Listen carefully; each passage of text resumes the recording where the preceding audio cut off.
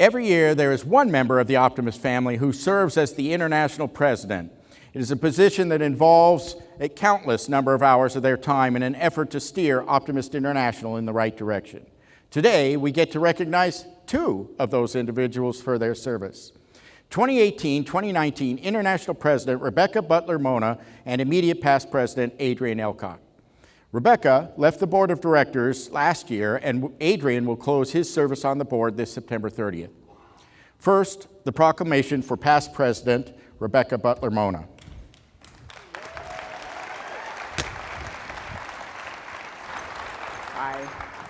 Thank you. Whereas, during these years, in the exercise of her sound constructive judgment, she has greatly contributed to the functions, decisions, and innovations of the Board of Directors, and whereas she has served in the most creditable manner in many capacities within our organization, as a charter member of the Des Moines Western Noon Optimist Club, Club President, Club Vice President, Joy Club Advisor, and Club Board of Directors, as Governor, Honor District, and Distinguished, Lieutenant Governor, Chair of many district committees, as a member and chair of international committees, International Vice President, International Board Member, International President-elect, and 2018-19 President of Optimist International. Whereas her efforts in furthering the high ideals and objectives of Optimist International have been a constant source of inspiration to those who have been privileged to associate with her, and whereas her leadership and devotion have greatly contributed to the progress and achievements of Optimist International, therefore, be it resolved that we, the members of the 2019-2020 Board of Directors of Optimist International, on behalf of all individual Optimists present, give you this scroll as a permanent record of our gratitude. Thank you.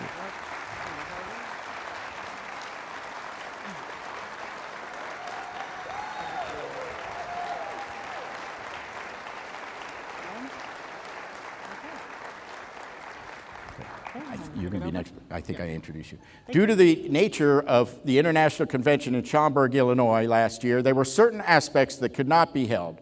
One of them was the report from the 2020's immediate past president, Rebecca Butler Mona. We thought it appropriate to give Rebecca a few moments today to recap the centennial year. Thank you. Good afternoon and bonjour, Optimist friends. The last time we were together like this, we were in Louisville, Kentucky, where our journey as Optimist International began. It was truly my pleasure and my privilege to serve as your president during our Optimist International centennial year under the theme of Promise Yourself in the spirit of our Optimist Creed. Together, Optimists and Junior Optimists United, we accomplished many things. And I'm going to ask if you could put the slides up, please. Are we at that point? Waiting for Jim? Well, let's go past that. There we go. Maybe, there we go. All right. We expanded optimism into nearly 100 new communities and several new countries around the world, forming a very strong foundation for the newest Optimist district in the country of Nepal this year, and it was wonderful to celebrate that establishment in yesterday's session. Over 10,000 new Optimists joined us, as well as 50 new Joy Clubs and nearly 1,500 new Junior Optimist members, ending the year with very strong retention and positive momentum in service. I am very proud of our collective efforts to honor our heritage while we work together to ensure our positive impact going forward into the future. I'd like to just share a few highlights with you. To celebrate our legacy, and we talked about this a little bit in the recognition of Benny Ellerby, which was fabulous, and thank you again, Benny. We unveiled a historical marker in Louisville at the site of our first Optimist International Convention in 1919.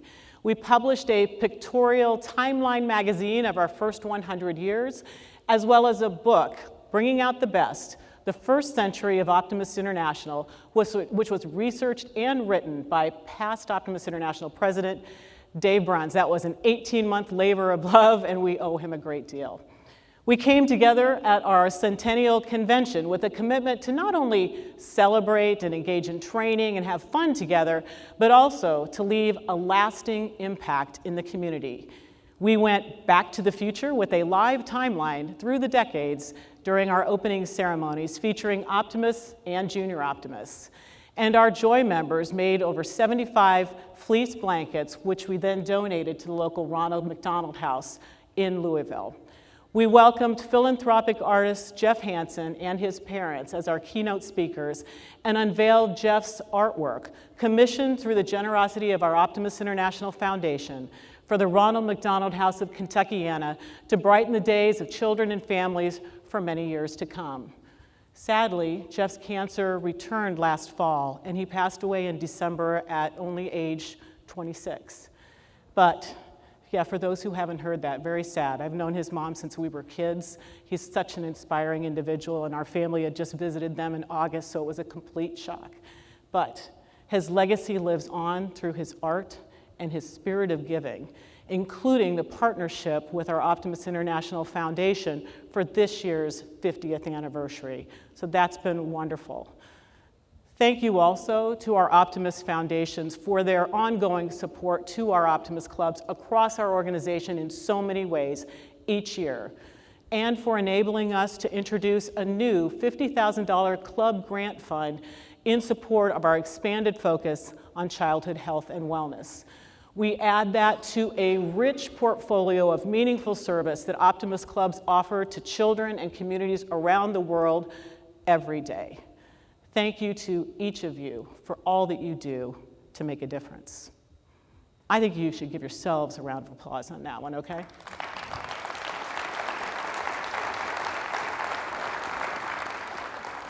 Last summer, we recognized many top achievers from our 2018-19 Optimist year during our virtual convention.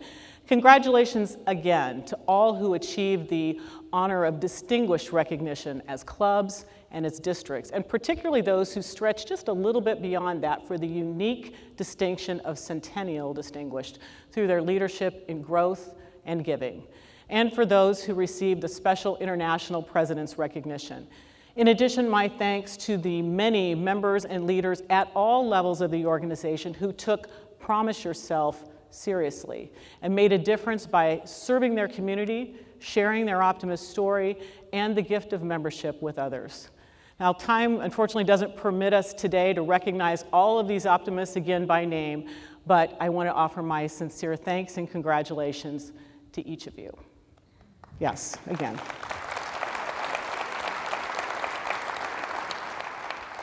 My family and I are extremely grateful for the unforgettable memories and lasting friendships from our Optimist journey over the years, and especially from our centennial year together. Now, as many of you know, my husband Mike and I, and Mike's down here front, yay. He was involved in the jewelry heist earlier today, no.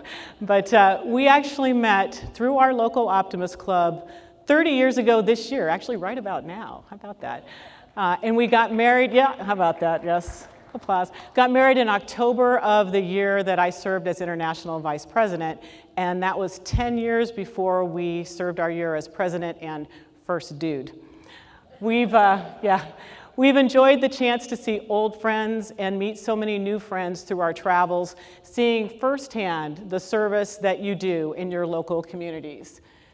We also had the chance to see firsthand that optimists everywhere know how to have fun. So, our children, Amanda and Alex, have grown up attending Optimist activities. They're actually here right now in the Joy Convention here in this building. And it was wonderful to work with them to start a new Joy Club with kids from our school. Amanda was the charter president of our SALT, which stands for Serving and Leading Together, Joy Club, and both were key leaders in helping our Joy Club to grow in its positive impact, its service, and in membership. We're pretty proud of them and all of their friends who have been recognized as a Distinguished Honor Club both of their first 2 years, with another amazing year underway right now, despite the challenges of COVID. Alex has been very honored to serve this year on the Joy International Board of Directors, and it's been really inspiring to watch these young leaders in their efforts to be creative, to improve communications, and to help support each other during this challenging time. And on that note, I'd like to just pause for a moment. I truly believe that there has never been a time when optimism has been so relevant and so needed. People are genuinely searching for positive news and for the opportunity to make a positive difference. I have been so blessed to have teamed up with my friend Adrian Elcock as he took the reins of Optimist International President following me. And no one is more uniquely suited to guide our organization to reimagine who we are and what we do, particularly in challenging times, than Adrian. I've also been honored to serve with President Mark in his message around Choose Optimism. First on the board of directors for several years, and this year as a club president, in addition to serving on the executive search committee for our new executive director. And aren't we excited about Cheryl as well? So congratulations. We kind of have the dream team sitting up here, those two right there, so it's exciting. And continuing in a role that was requested by President Adrian, I've been the volunteer leader spearheading our efforts with our service club leader peers from Rotary, Lions, and Kiwanis. I'm very excited about opportunities for us to find more ways to serve together at a local level and beyond. And given my passion for our youngest members and their importance to our future, I'm very honored to serve in the coming year with my dear friend of many years, President-designate Patsy Garner, as her Joy International Chair. And I can't wait to also work with President-elect Bob and Penny. It's going to be a fabulous run. We are all united in our mission to provide hope and positive vision, to bring out the best in youth, our communities, and ourselves. And my friends, these are more than just words. I'd like to share a story with you from our own Salt Joy Club. From our beginning, about 3 years ago, one of the favorite activities of these Joy kids was visiting a local nursing home to spend time with the residents. We'll do things like play games, make puzzles, and because we had a lot of fine arts kids, we typically ended up singing holiday songs, old standards, even worship songs, and the residents loved it. They would gather around, sing along, and sometimes even dance. Well, there's one very special resident whose name was George, and that is George in the middle of the picture with our junior optimists. He would just light up anytime those kids came. He called them his kids, or his angels. Whenever they would show up to sing, he was there. And at every visit, George would ask them, when are you gonna make a record? Which I had to smile, like, do they even know what that is? But anyway, always asked, when are they gonna make a record? He was everyone's favorite, and if you would ask any one of my 13 seniors who graduated this year, stories about George and visits to the nursing home would absolutely be among their fondest memories. So when last spring and the pandemic hit and we could no longer meet in person, we also couldn't visit the nursing home, and our Joy Club continued to meet via Zoom. We talked about ideas for things we could still do together safely during this time, so we did things like take up a collection for the local food pantry. We planted flowers in the local elementary school garden. We made lots of fleece blankets. And inspired by George, our kids also made a music video, recorded individually at home by several of our Joy members and produced into a YouTube video, which the kids were very excited to share with the nursing home residents, and especially George, because they finally made a record. We were saddened to hear that just 2 days before they released their song, George passed away. But we did share the video as a tribute to George, which his family really appreciated, and so did the residents of the nursing home. And it was very, very special. And it's still out there on YouTube, you can find it.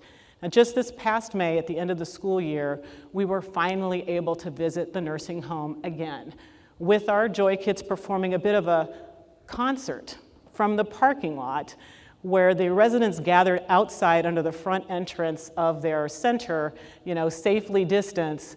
But it was just so much fun. And they shared how much they had missed our Joy visits and looked forward to that. Gave a special card to our graduating seniors, had to hear from each of them what they were gonna be doing next year and so on, and invited the group, come back soon and often. What a difference these kids have made to George, to the other nursing home residents, to the families at the Ronald McDonald House where they baked cookies, to the homeless teens in the Children's Hospital, and even the rescue pets where they made fleece blankets, teachers they encouraged with notes, and so much more. And from this group that started just 3 years ago, we have a current Joy governor, a Joy international director, and 2 boys who just teamed up to write a winning original song in the first Optimist Musical Happiness Contest. Now just imagine what you could do in your own community. My friends, our kids need us, not only through the local Optimist projects that we do, but to help rebuild and strengthen the Joy Clubs in our communities. And I implore you to make a commitment to support them in their service, their leadership, and their outreach. We can make so much of a difference, not just to them, but through them to others. So I ask you, promise yourself to continue to make a difference and bring out the best, bring your personal best to your club, your community, to the kids that we serve, and to each other. Thank you. Merci. And I love you all. Je t'aime.